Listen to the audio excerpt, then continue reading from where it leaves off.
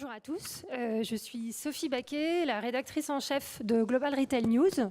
On est une publication qui s'intéresse aux mouvements internationaux des retailers, offline et online. Donc le sujet d'aujourd'hui, je suis très heureuse, très honorée d'animer cette conférence sur un sujet chaud pour tous les retailers, qui est quels sont ces territoires de croissance e-commerce à l'international, quelles sont ces poches de croissance et surtout comment, moi, en tant que retailer, je peux les exploiter.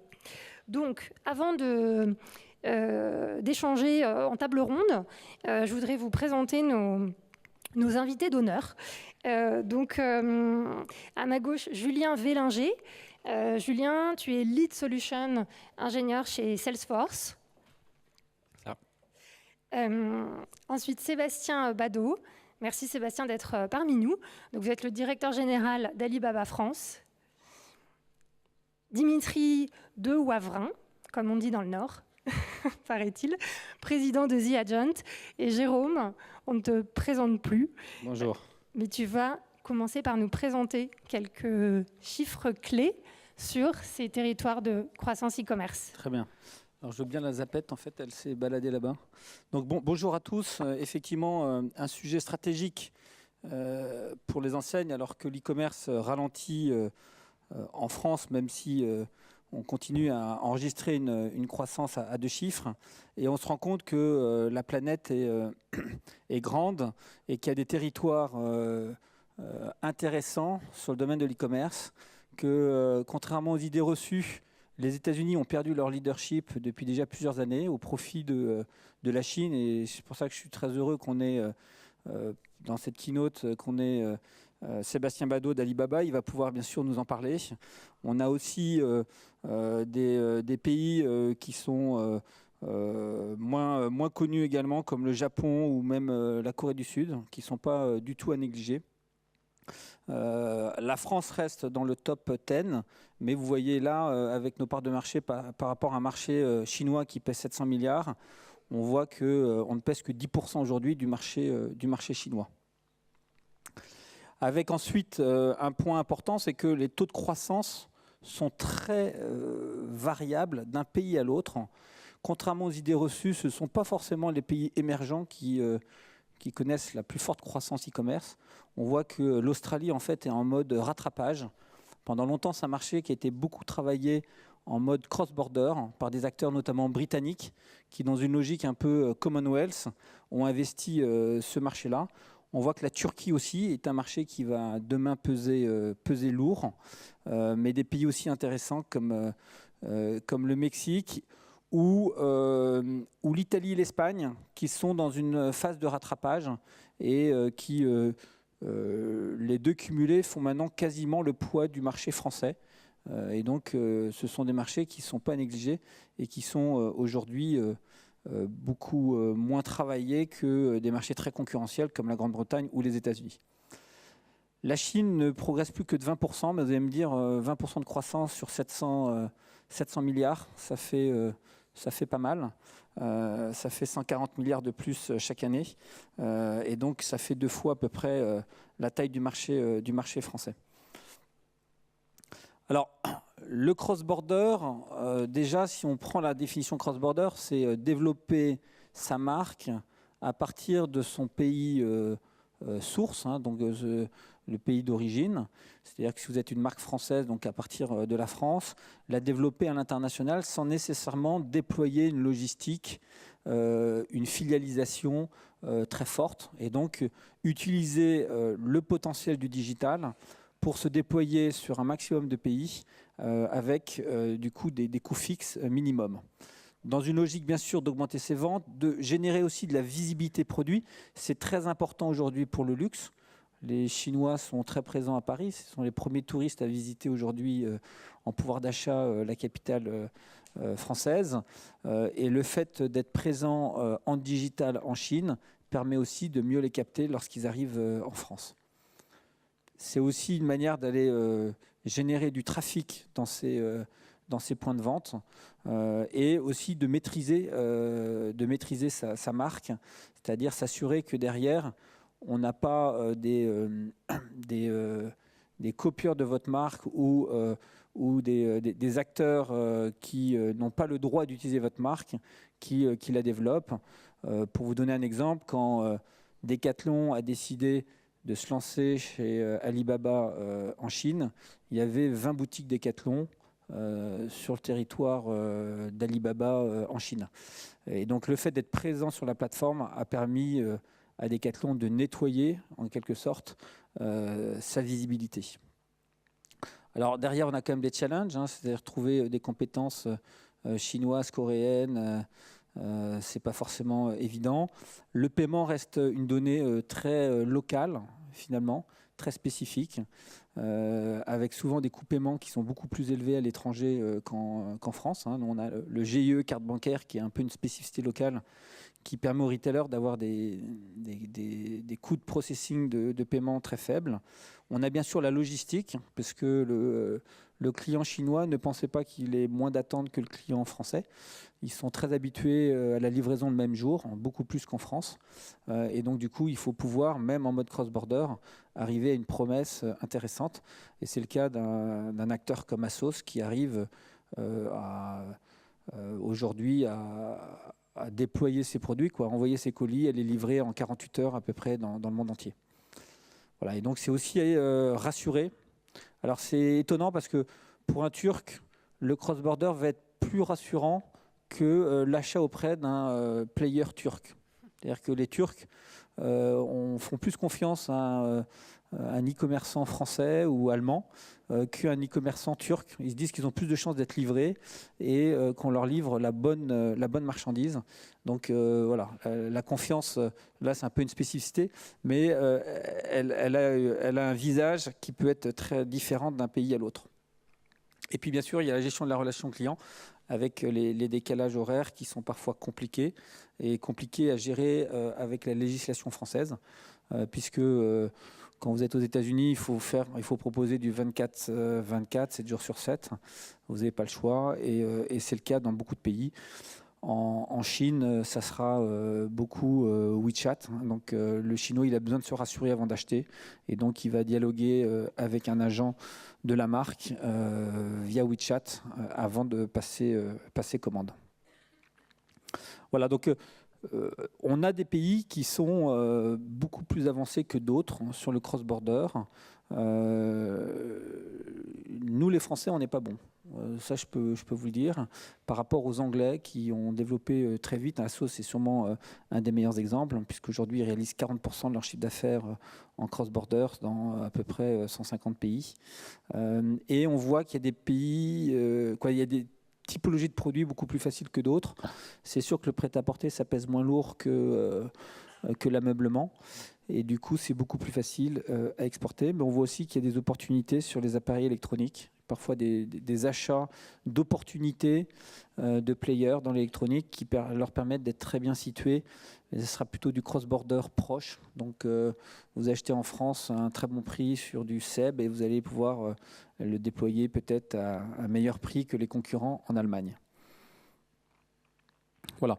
Alors, derrière, et puis on a la chance d'avoir aujourd'hui The Agent qui vous aide à vous déployer sur les marketplaces, et puis Alibaba qui est aujourd'hui la plus grande marketplace au monde. Souvent, je dis, pour vous donner un peu la dimension, c'est Amazon plus eBay réunis, voire même un peu plus, je pense, aujourd'hui.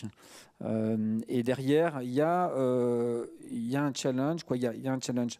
Il y a une question à se poser, c'est comment vous allez vous déployer en cross-border. Est-ce que vous allez le faire via votre plateforme technologique, et là, on va voir du coup l'éclairage de Salesforce, ou via la marketplace, sur lequel il faut aussi réussir à exister, à faire exister sa marque. Et ça, je pense qu'on va en parler aujourd'hui. Voilà. Alors, si on fait un petit peu le Yalta des marketplaces, on voit que personne aujourd'hui ne domine le monde. Il y a des postulants à la domination mondiale. On voit qu'Amazon est très fort aux US, bien sûr, où aujourd'hui ils ont 40% du marché. Marketplace et e-commerce confondus. Ils sont aussi très forts en UK et en Allemagne. mais voilà, ils sont très faibles en Afrique, en Amérique du Sud et bien sûr en Asie. Et à côté de ça, on a des Jumia, on a des Mercado Libre qui ont développé un certain leadership. En France, finalement, et en Europe, on a une multitude d'acteurs. Je pense que la France doit être le pays number one pour le nombre de marketplaces et qu'aujourd'hui, tout site qui a plus de 2 ou 3 millions de visiteurs par mois est heureux de développer sa propre marketplace. Voilà pour ce panorama en fait mondial. Et puis je te laisse la main du coup, Sophie. Merci beaucoup, Jérôme. Donc avant de rentrer dans le vif de cette question, est-ce que chacun de vous, on peut peut-être commencer par Dimitri, vous pouvez vous présenter votre société et votre business model en e-commerce en quelques minutes. Bonjour, donc je suis Dimitri Devarin, le fondateur de The Agent. Et The Agent, c'est une plateforme qui distribue des marques sur des marketplaces, également des sites de vente privée. Donc on a constitué un réseau avec les 2 ou 3 leaders du e-commerce de chaque pays, à quelques exceptions près. Donc on essaie vraiment de couvrir le monde entier.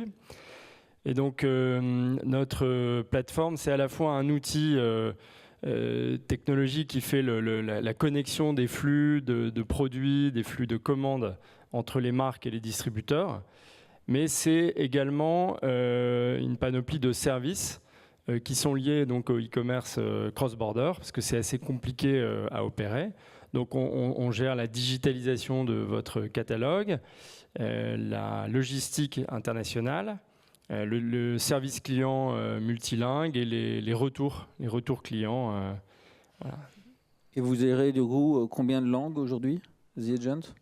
On a des distributeurs dans 50 pays. Alors parfois, par exemple, un distributeur en Amérique latine comme Linio là, ou Mercado Libre, ils sont dans 13 pays d'un coup, mais on couvre un peu toutes les régions. Donc voilà, ça fait à peu près... on traduit vraiment les catalogues en général dans une dizaine de langues. D'accord. Ok. Sébastien ? Alors, nous, on est une place de marché. On est en effet... Enfin, on est une grosse place de marché, on est juste le plus gros retailer du monde aujourd'hui. On a dépassé Walmart en 2016 en termes de volume de transactions. Il nous a fallu 13 ans pour le faire, alors qu'il avait fallu 53 pour Walmart.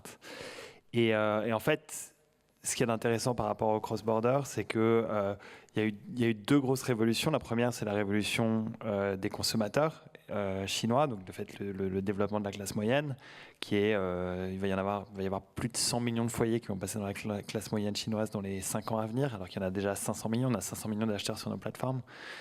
Et ils sont en demande en fait de produits. Vous disiez tout à l'heure qu'ils ont que les Turcs ont plus confiance dans les plateformes étrangères que les plateformes turques. Les consommateurs chinois ont clairement plus confiance dans les produits qui viennent d'Europe ou des États-Unis que dans les produits chinois. Je pense notamment à l'alimentaire. Et donc il y a une demande de plus en plus forte dans l'alimentaire, dans la cosmétique, dans la mode, dans tout ce qui est dans l'univers de la puériculture et de l'enfant. Donc il y a cette révolution de l'achat, le fait qu'ils ont un pouvoir d'achat qui est de plus en plus fort. 2, qu'ils achètent beaucoup en ligne, de plus en plus. Ça, juste une petite statistique, c'est que l'e-commerce en Chine, c'est 18% du commerce global, alors qu'en France, je crois que c'est 7%. Et il n'y a que la moitié de la population qui est en ligne, alors que nous, on a à peu près 90%. Donc ça veut dire qu'en fait, la propension d'un consommateur chinois à acheter en ligne, elle est 4 fois supérieure à celui d'un consommateur français ou anglais ou allemand. Et en fait, le gouvernement chinois facilite la venue des produits étrangers, puisqu'ils ont accepté en fait cette logique de cross-border il y a quelques années. Et c'est pour ça qu'on a lancé cette plateforme qui s'appelle Tmall Global, qui est l'équivalent de Tmall, sauf qu'auparavant, pour pouvoir vendre en Chine, il fallait avoir une licence pour opérer sur le marché, et c'est plus le cas. Donc aujourd'hui, vous pouvez être en France, être à Lille, être n'importe où, d'ailleurs, et pas qu'en France, hein, partout dans le monde, et vendre vos produits. Quasiment tous les produits, il y a quelques limites, notamment sur certains produits alimentaires, par exemple les produits à base de viande, mais 90-95% des produits sont vendables sur le marché chinois. Et donc Tmall Global permet donc de créer une boutique en marketplace pur et de faire connaître vos produits aux consommateurs chinois. Voilà. C'est Tmall Global qui affiche le plus de croissance parmi les différentes plateformes online. Nous, de toute façon, on a la chance de générer énormément de croissance. Je regardais les chiffres sur la Chine de 20% de croissance. Nous, quand je regarde Singles Day là, qui a eu lieu il y a 2 semaines, on a fait 40% de croissance sur cette journée-là par rapport à l'année d'avant. Alors que, en l'occurrence, l'année d'avant, on avait fait 30% de croissance. Donc c'est assez marrant parce que sur des chiffres aussi conséquents que 25 milliards de dollars, ce qu'on a fait donc, il y a 12 jours, l'année d'avant, on a fait 17,8. Normalement, mathématiquement, la croissance, elle s'affaisse. La nôtre, elle continue à se développer. Tmall Global, ça reste pour le moment une petite partie. Donc dans la croissance globale d'Alibaba, c'est faible. Mais en tout cas, ce qui se développe de plus en plus, c'est qu'il y a de plus en plus de marchands qui viennent sur les plateformes. Et l'autre chose, moi, qui me fait plaisir, c'est que la place des marchands français, des marques françaises qui sont présentes sur les plateformes augmente. Et dans les achats également. Donc il y a de plus en plus de marques et dans le top 10 des pays, puisque 40% des produits qui sont vendus, notamment le Singles Day, proviennent de l'étranger. Et dans le top 10 des pays, la France a gagné 2 rangs cette année. Donc c'est-à-dire qu'il y a une dynamique positive et j'espère qu'on contribue à la développer. Mais en tout cas, le pays contribue, ça c'est une bonne chose. Quels sont les produits français qui se vendent bien en Chine aujourd'hui ? Principalement de la cosmétique et de la mode. Moi, en fait, quand je suis arrivé, ça fait 2 ans aujourd'hui d'ailleurs, c'est mon anniversaire. Ouais, merci. Happy birthday. Ouais. Donc, quand je suis arrivé, en fait, dans la feuille de route, ils nous ont dit ça, c'est-à-dire que j'ai commencé le même jour que mon homologue allemand, et quand on est arrivé, ils nous ont dit voilà, ce qui nous intéresse le plus, et là où il y a le besoin le plus fort, c'est justement dans la cosmétique, dans la mode, dans tout ce qui est univers de l'enfant, dans alimentaire et vin, et voilà. Et je me disais, c'est extraordinaire parce que c'est que des catégories de produits sur lesquelles la France est très forte, voire leader. Après, il y a le luxe aussi qui est un autre sujet, on pourra parler après. Et donc, c'est ces produits-là. Mais très clairement, cosmétique et mode, c'est les 2 catégories qui marchent le mieux. Et dans la cosmétique, il y a des acteurs français. Alors, c'est pas des petits acteurs, mais Lancôme et alors dans le top 50 des marques qui ont été le plus vendues lors du 11/11, il y en avait 2 françaises. Alors c'était L'Oréal et Lancôme. Vous pourriez dire que c'est des marques internationales et pas juste françaises. Ça reste des marques françaises. Mais on voit aussi par exemple une marque comme l'Occitane qui pour le coup est une PME qui se développe à vitesse grand V. Et surtout, moi ce que j'aime vraiment et ce que je trouve vraiment très chouette, c'est que lors de cet événement-là, on a fait énormément de choses qui étaient novatrices parce que toute la logique c'est vraiment de développer l'innovation dans le retail. Et une énorme partie de ce qu'on a fait en offline, on l'a fait avec L'Oréal, une autre partie on l'a fait avec l'Occitane. Donc il y a des acteurs français et pas que des très gros qui participent au développement du retail de demain en Chine. Okay. Et des L'Oréal et des Lancôme, ils gèrent ça à partir de la France ? Ils gèrent ça directement ? Ils sont déjà en local, ils sont suffisamment gros pour être en local. Non, mais L'Oréal, ils sont en Chine depuis très longtemps. Voilà, c'est ça. Mais ouais, complètement. Mais ça reste une marque française. Ok. Julien, donc vous chez Salesforce, vous êtes sur un business model différent d'e-commerce en propre. Est-ce que vous pouvez nous expliquer le business model Oui, je vais rapidement rappeler. Salesforce, je vais vous éviter la présentation, tout le monde connaît, géant du CRM américain. Salesforce, très récemment, il y a 1 an et demi, en fait, a racheté Demandware, qui est un acteur de l'e-commerce dans le cloud, historiquement. Demandware est devenu Commerce Cloud et donc c'est Commerce Cloud que je représente aujourd'hui, même si d'autres solutions gravitent autour de l'e-commerce. Salesforce détient aussi des solutions de marketing automation ou de services clients qui sont absolument complémentaires en fait de Commerce Cloud. Commerce Cloud, c'est une solution donc qui est à la fois une plateforme technologique qui permet aux marchands des marchands du monde entier, donc ça va on parle de marques comme L'Oréal, la plupart des marques de L'Oréal sont sur Commerce Cloud. Adidas, qui est un de nos très gros clients, qui réalise plus d'1,3 milliard en ligne sur nos sites internet. Donc on a de très gros acteurs, de plus petits, et même des acteurs locaux.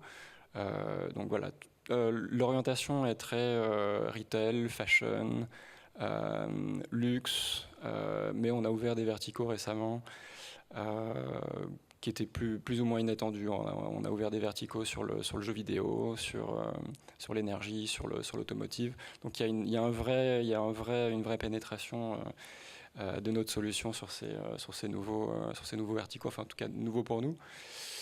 Si on considère en fait que Commerce Cloud est une plateforme unifiée, on peut estimer qu'il y a 16 milliards de transactions, 16 milliards de dollars de transactions sur l'ensemble de nos clients. Donc on parle de pas loin de 2800 sites pour 450 clients en gros. Donc voilà, des marques aussi, des retailers, quelques retailers multimarques, essentiellement des marques.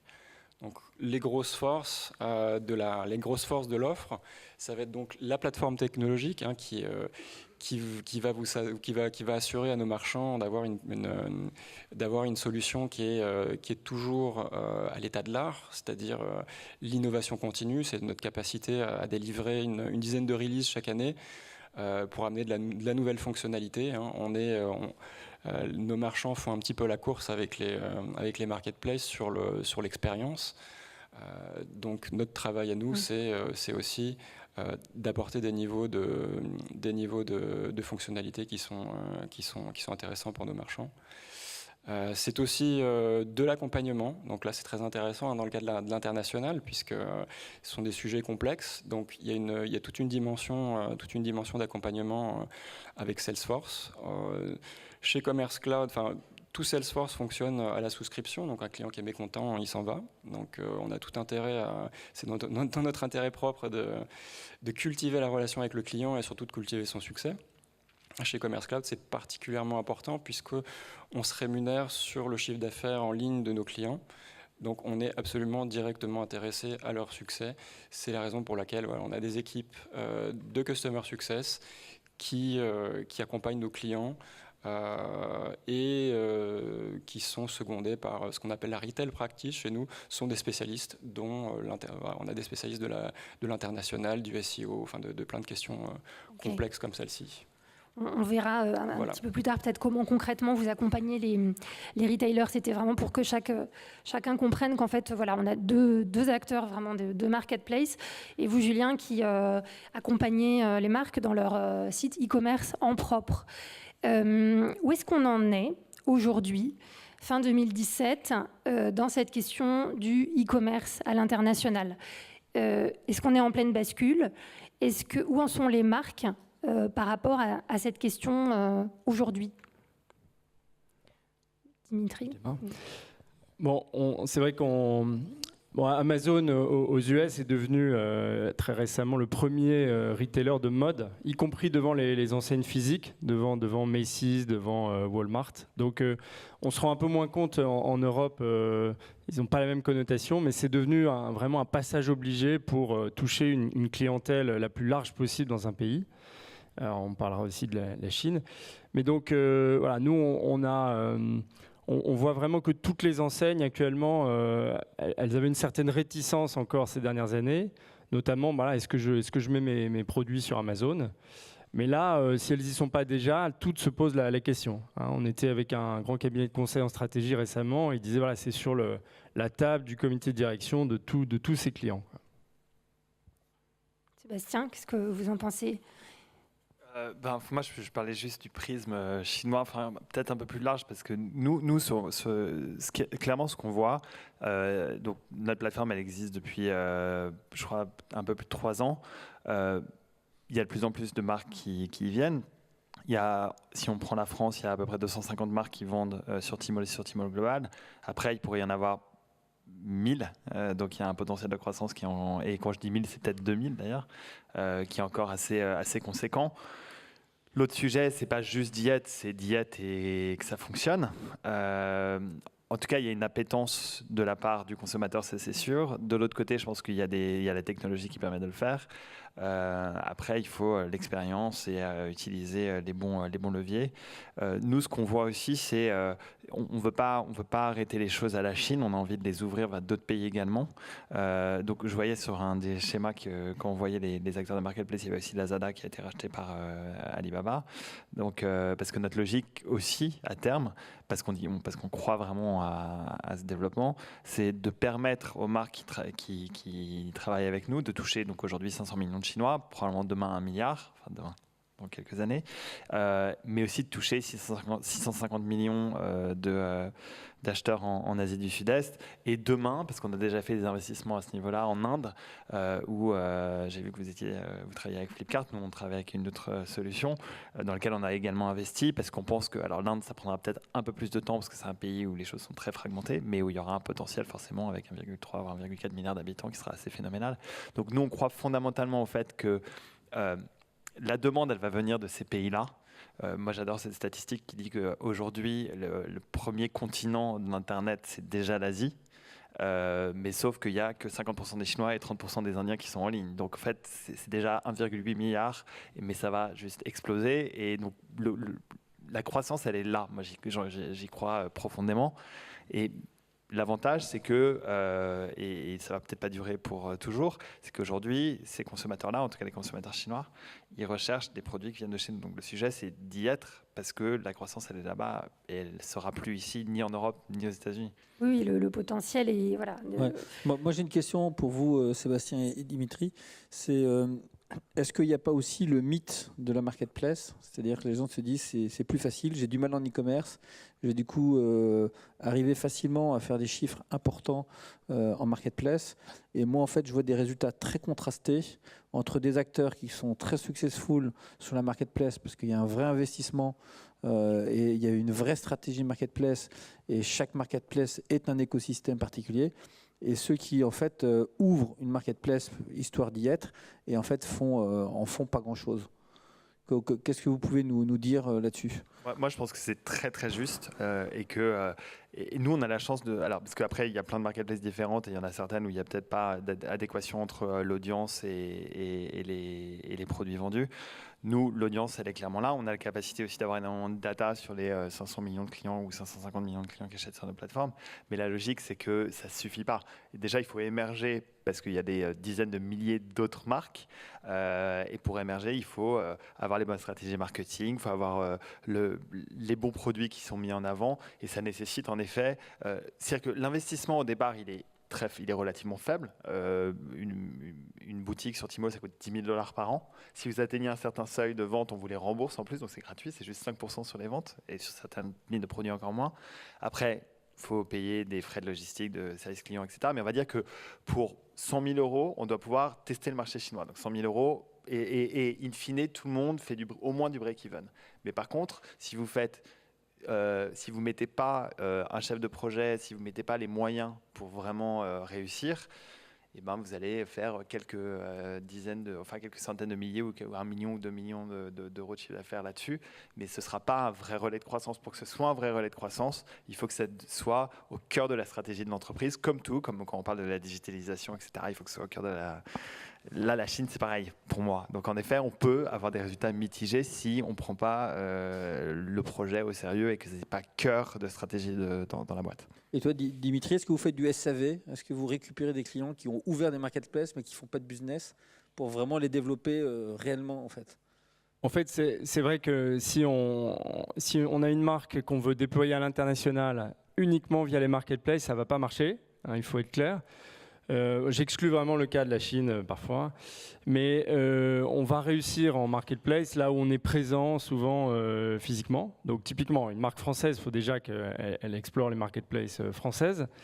Et ensuite, si elle a une présence forte aux US ou je sais pas, en Allemagne, il faut aller dans les pays où elle a déjà des magasins, ou alors, si elle n'a pas encore de magasins, où elle a vraiment une stratégie de communication qui va être en complément des marketplaces. Donc il faut aller faire des RP, il faut ouvrir des pop-up stores, il faut faire du marketing sur les réseaux sociaux.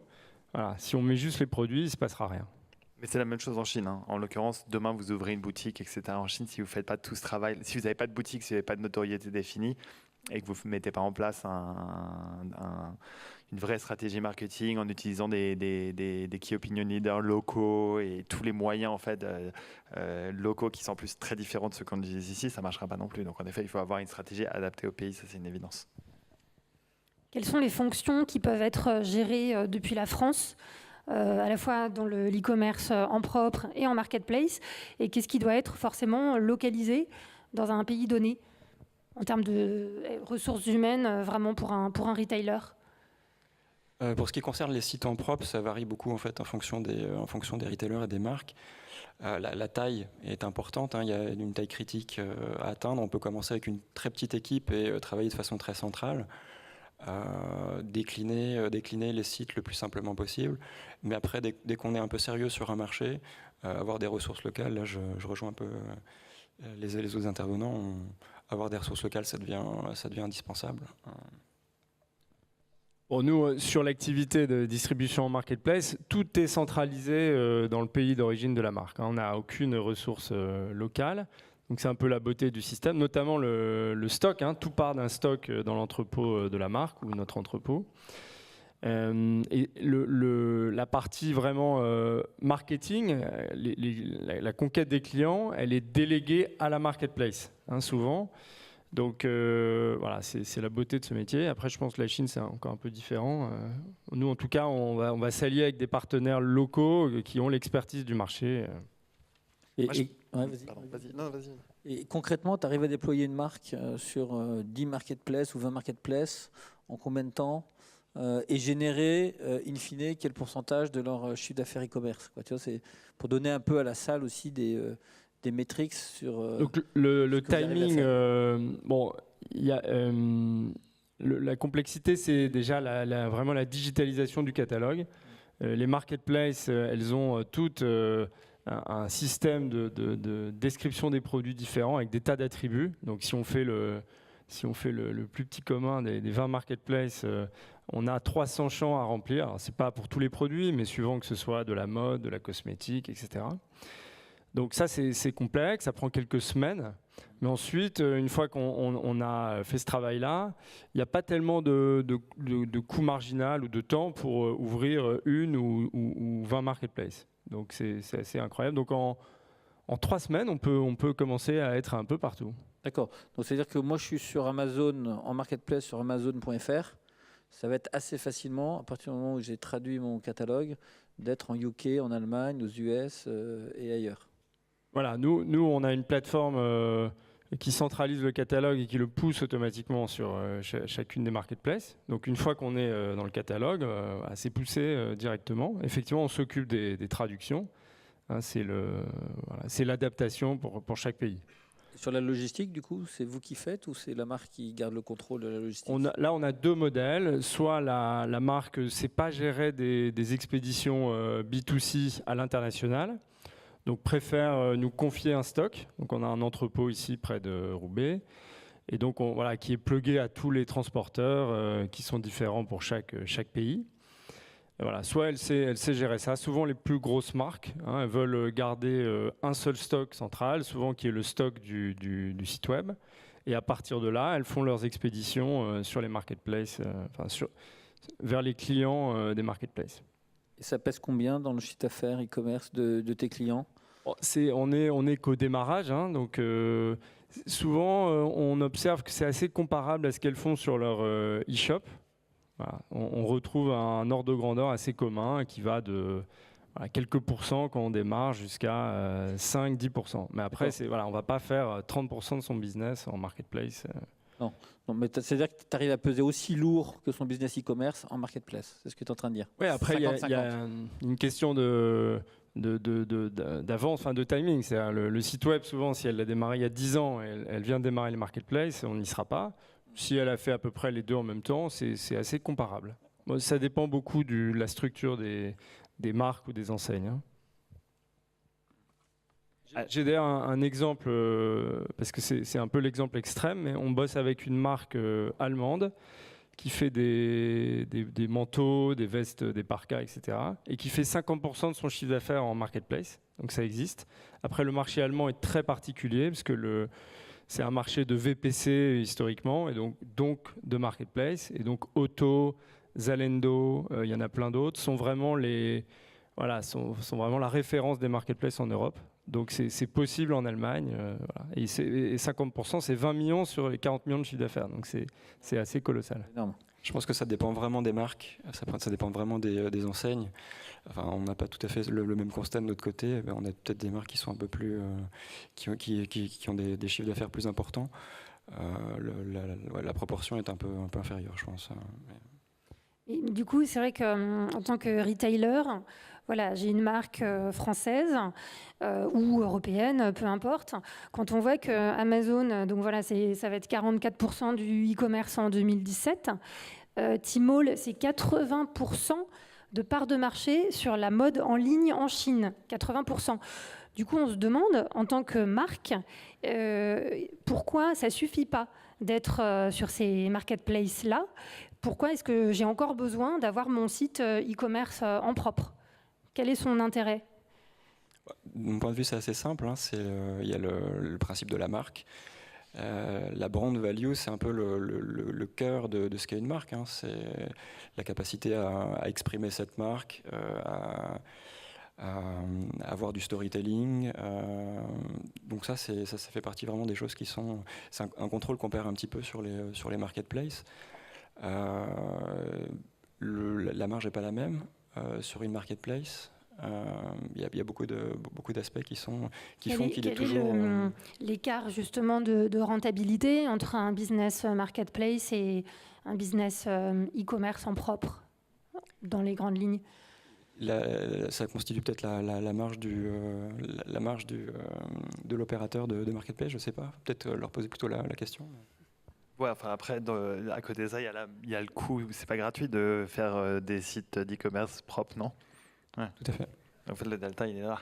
Ouais. Moi, je sais pas. Moi, je pense que la logique d'avoir la main sur son site, nous jamais on pose. La question, on nous la pose très souvent. Des gens qui viennent opérer, etc., et qui demandent est-ce que je dois développer un point. Alors, pas ceux qui font du cross-border. Ceux qui font du cross-border, ils font que de la marketplace, ça c'est sûr au départ, mais beaucoup, la logique, c'est le cross-border. Enfin, c'est une première étape, et derrière, pour aller vendre en Chine, on a beaucoup d'acteurs qui vendent déjà en Chine ou qui ont des boutiques, donc ils peuvent aussi avoir leur propre site. Nous, on leur dit jamais non, faites pas votre propre site. Au contraire, on pense que c'est intéressant parce qu'en effet, ils peuvent faire des choses qu'ils peuvent pas faire ailleurs. Après, nous, on a une marketplace qui est très particulière que vous connaissez pas forcément parce que comme c'est en mandarin, que vous n'êtes pas acteur. Mais si vous prenez le nom de n'importe quelle marque, vous prenez Nike, vous prenez Apple, vous prenez Decathlon et vous tapez .tmall.com, vous allez tomber en fait sur la boutique de cette marque-là et vous verrez qu'en fait, on est vraiment dans l'univers de cette marque-là. C'est-à-dire que Apple.tmall.com, c'est l'Apple Store que vous voyez normalement. Donc, on donne énormément de liberté aux marques dans leur manière de s'exprimer en fait en ligne, mais Apple a quand même un .cn à côté. Après, ouais, je pense qu'ils font probablement plus de volume sur notre place de marché, mais c'est parce que en effet, on a une part de marché qui est telle qu'on a tellement de clients et que les gens, en fait, ont ce réflexe de venir acheter sur Tmall plutôt qu'aller sur les .cn. Mais ça, je pense que c'est très spécifique à la Chine. Moi, je pense que la double stratégie d'avoir à la fois un .cn et faire de la marketplace, elle a du sens. Julien, on a pas mal parlé du coup d'agilité sur les marketplaces, sur le déploiement multi-pays. Est-ce que toi, tu peux nous donner quelques exemples de déploiement e-commerce? On a vu, c'était aussi une remarque de Sébastien, dire que c'était quand même beaucoup plus complexe de déployer l'e-commerce, de déploiement agile avec votre plateforme. Alors on a beaucoup d'exemples. La quasi-totalité de nos clients sont internationaux. En moyenne, nos clients sont présents dans 5 pays sur l'ensemble. Donc Wolverine est un excellent exemple. Donc on l'a en slide là. Donc on parle de 70 sites déployés en 18 mois. Donc pour les gens qui connaissent un petit peu ce que c'est que le déploiement d'un site e-commerce, on est sur un rythme qui est tout à fait excellent. 13 pays, 5 devises, sachant que ce sont autant de sites donc pour lesquels on va pouvoir avoir des variations sensibles en fonction des marchés. On a d'autres exemples encore plus spectaculaires. Lacoste, en fait, avant que Lacoste passe sur Commerce Cloud, était chez ce qu'on appelle un end-to-end, c'est-à-dire c'était un prestataire qui assurait la totalité de la prestation e-commerce, qui hébergeait la solution, qui opérait la solution pour eux. Et leur prestataire, donc end-to-end, a fermé boutique et les a prévenus quelques 2 mois et demi, 3 mois avant la fermeture. Donc on a été en mesure, nos intégrateurs ont été en mesure de déployer des sites Commerce Cloud en 2 mois et demi. Donc on a la possibilité de déployer très vite. Ça fait partie des valeurs de Commerce Cloud, en tout cas des solutions qui sont comme ça agiles dans le cloud. On est toutefois en dessous effectivement d'un déploiement sur sur une marketplace. Mais voilà, c'est pas tout à fait non plus le même positionnement, la même chose. Donc voilà, quelques exemples qu'on peut citer. Alors, vous pouvez poser vos questions via l'appli Magency, qu'on va peut-être nous afficher à l'écran. Et on va, dans quelques minutes, y répondre. Si vous avez des questions, bien sûr, sur les marketplaces à l'international et sur les sites e-commerce. On continue, mais voilà. Donc, il suffit de créer votre compte, ceux qui n'étaient pas là ce matin. Vous allez ensuite vous allez d'abord sur l'URL icc.magency.me. Sachant que vous avez accès au Wi-Fi gratuitement ici. Le mot de passe, c'est Welcome 2018 pour le Wi-Fi. Vous créez facilement votre compte et ensuite vous entrez le code session qui s'appelle VELUV et ça vous permet de poser des questions et nous, on y répondra avec plaisir. En termes de par où démarrer, parce que c'est vrai qu'on a l'impression qu'il y a des marchés qui sont quasiment déjà saturés en termes d'offres e-commerce, d'autres qui sont moins pénétrés en termes de pénétration, accès Internet de la population à Internet. Par où démarrer, en fait, si vous avez un pays qui vous semble prioritaire? Est-ce qu'il vaut mieux pour une marque viser un pays vraiment mature? Est-ce qu'il vaut mieux viser le pays plutôt intermédiaire en termes de marché e-commerce mais en forte croissance? Qu'est-ce qui vous semble la bonne destination potentielle? Bon, tout à l'heure, on évoquait qu'il faut commencer là où on a une présence physique, typiquement, où en tout cas on peut faire du marketing. Après, il y a différents pays en fonction du positionnement du produit. Par exemple, nous, on a signé des accords avec différentes marketplaces en Asie ou en Asie du Sud-Est. Elles ne cherchent que des produits qu'on peut appeler de luxe ou premium. Et souvent, d'ailleurs, elles mettent la barre à peu près à 100 € de prix par article minimum. Donc, ça filtre déjà un certain nombre de marques. Inversement, on a démarré avec une marketplace en Afrique qui s'appelle Jumia. On vend aussi très bien en Espagne, en Italie, avec une marketplace qui s'appelle Privalia, qui est aussi un acteur des ventes flash. Là, c'est des paniers moyens à 35 €, avec un prix moyen par article autour de 22 €, je crois. Donc ça veut dire que c'est pas la peine d'y aller avec des produits à 70, 80 €, ça passera pas. Donc il y a un positionnement prix qui est quand même important. Et sur l'Afrique, vous avez des retours déjà de paniers moyens, de marques qui veulent se développer sur Jumia en Afrique? C'est le début, mais Jumia est une marketplace. Avant, il a commencé par, comme la plupart de ces gros sites e-commerce dans chaque pays, il commence par ouvrir sa marketplace aux vendeurs locaux. Au début, c'était que des vendeurs qui avaient une présence physique sur le continent. Et là, ensuite, en général, ils ouvrent une solution qu'ils appellent cross-border. Souvent, c'est une entité à part entière, un peu comme vous l'avez fait. Et donc, là, ils viennent chercher des fournisseurs européens pour avoir une nouvelle offre. Donc, potentiellement, pas forcément concurrencés que par le prix, mais plutôt avoir accès aussi à des marques premium auxquelles ils n'avaient pas accès. Voilà, mais il faut être clair, sur Jumia, on vend des tout petits prix parce que c'est le pouvoir d'achat du consommateur. En l'occurrence, en cross-border, pour l'instant, c'est que le Nigeria, mais qui est un des gros pays africains en e-commerce.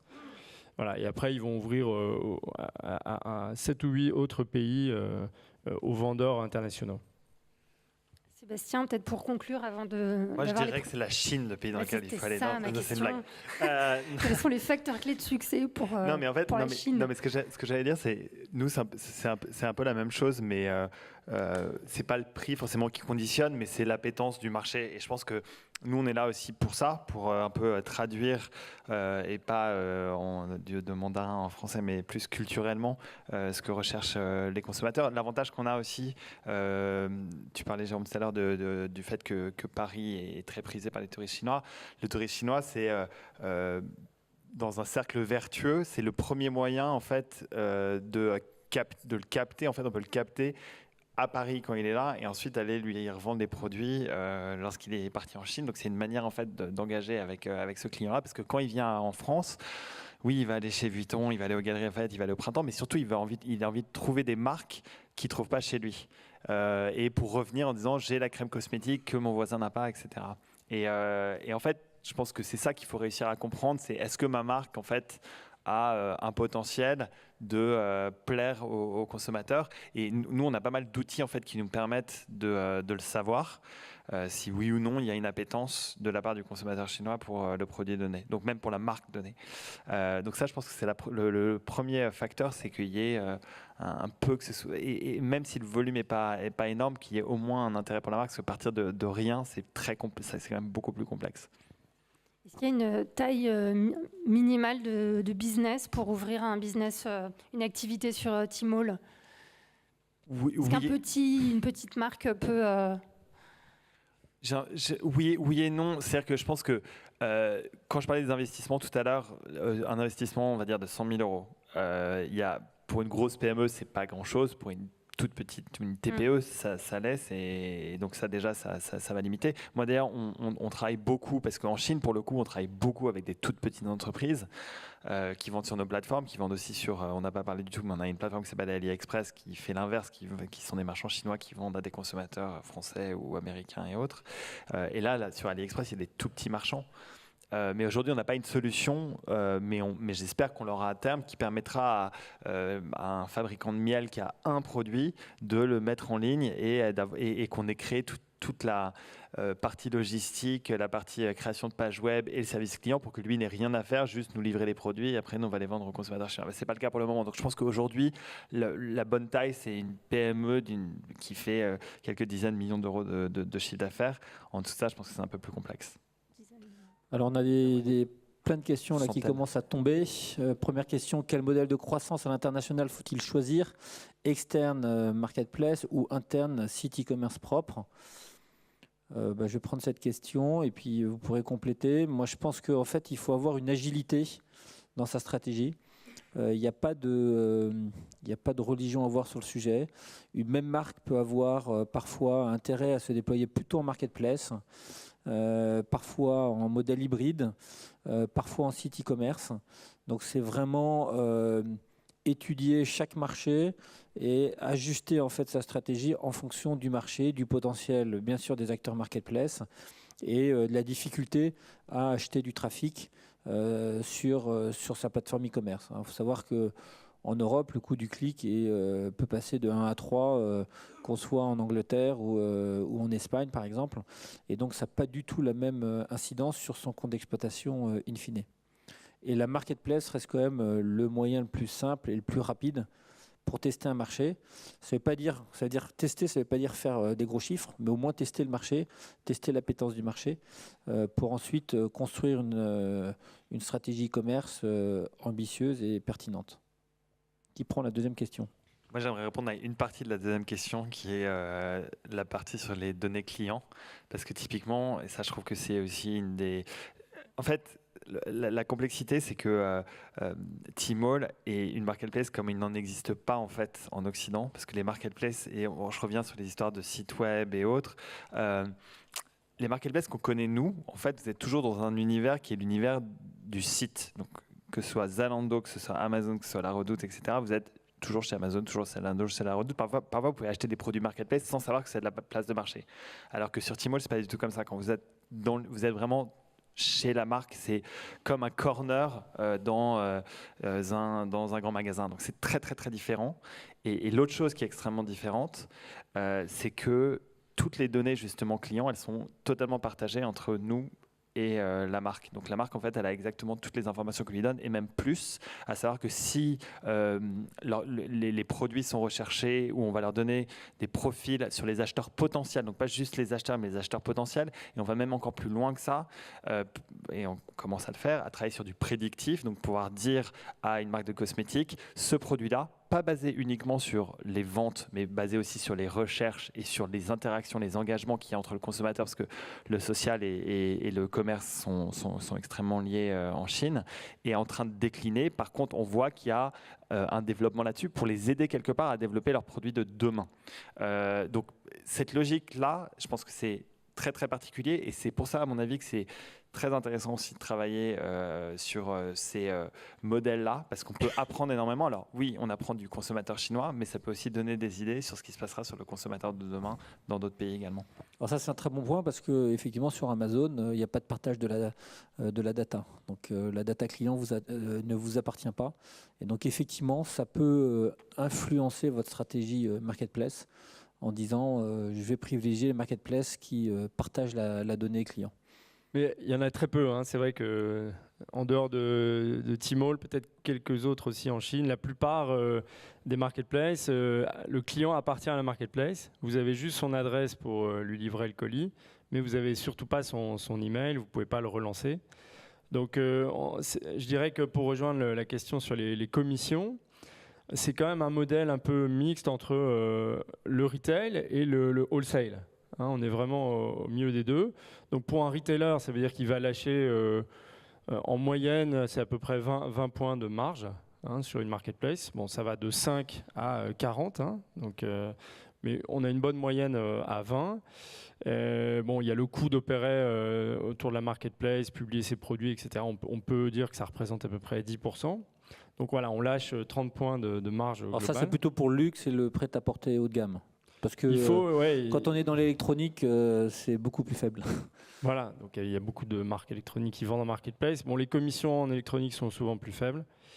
Mais voilà, c'est plus facile pour un retailer de mode ou de cosmétiques. Et voilà, par contre, si on se place du point de vue d'une marque qui fait beaucoup de wholesale, qui vend à des distributeurs en ferme à l'étranger, là, pour le coup, la marketplace, on regagne de la marge, en fait. Hein.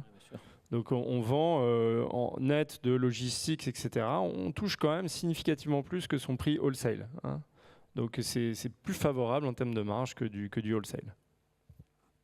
Et moi, je connais des retailers qui gagnent plus d'argent en marketplace que en propre. Donc, il n'y a pas non plus de frein de ce côté-là à voir en termes de rentabilité. Peut-être une dernière question.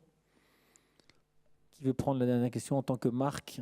Quelle solution pour éviter le cross-border pirate très dommageable? C'est quoi le cross-border pirate très dommageable?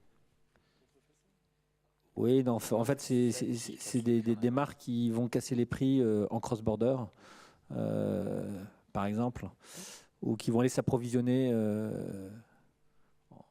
en marché parallèle. En tout cas, en marketplace, c'est la marque qui fixe ses prix. C'est important.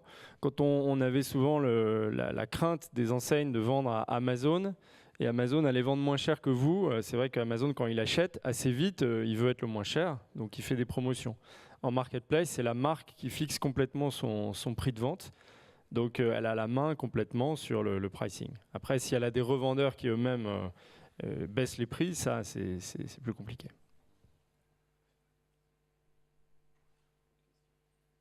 Une toute dernière question. Le service proposé et l'expérience client ne sont-ils pas plus importants que le prix? Quelle stratégie pour Alibaba sur ces deux points? Ben si, je pense que c'est totalement clé. Donc nous aujourd'hui, on travaille énormément là-dessus, notamment, et c'est pour ça aussi que quelque part la place de marché elle est importante. Une de ses forces, c'est d'être extrêmement fluide, d'être extrêmement rapide, d'avoir un cloud derrière qui nous appartient, qui permet d'avoir des résultats qui sont incroyables. Donc nous, et on travaille aussi énormément sur le développement de la relation client. Vous le disiez tout à l'heure que les Chinois, ils ont besoin de poser des questions avant d'acheter, c'est vrai. Donc on a tout un service de CRM en ligne qui leur permet de le faire. Et puis après, l'idée, c'est de développer aussi tout le divertissement, et ça, c'est très spécifique à la Chine, que ce soit en créant des festivals comme Singles Day, mais plein d'autres choses pendant toute l'année autour de certains types de produits. Et après aussi en créant des liens entre le online et le offline. Donc en tout cas, clairement, nous, on se pose la question en permanence sur comment réenchanter en fait la relation avec notre client, parce qu'on sait que juste leur proposer des produits, ça suffit pas. Il faut qu'ils aient envie d'engager avec la plateforme en permanence, et on travaille beaucoup là-dessus. En moyenne, les consommateurs chinois, ils passent 30 minutes par jour sur nos plateformes. Donc ça veut dire qu'a priori, ils s'ennuient pas trop. C'est voilà. ça. Ok. Bah, écoutez, merci, Merci. pour vos questions, merci Alors, pour vos insights merci. et bonne suite de journée.